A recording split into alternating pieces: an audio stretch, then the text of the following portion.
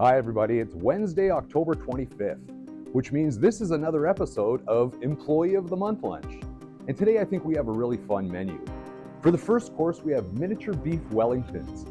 I used AAA Alberta strip loin instead of tenderloin, wrapped it in duxelle, wrapped it in prosciutto, wrapped it in puff pastry, made miniature versions of it. I think you'll enjoy it. Second course, did one of my famous dishes, my banana chip crusted chicken, on jasmine scented rice, grilled vegetable, sweet mango curry, sweet chili sauce, and then for dessert, because it's October, we're doing pumpkin white chocolate cheesecake on gingerbread crust, caramel sauce, whipped cream. Okay, circle back, come watch us put it together.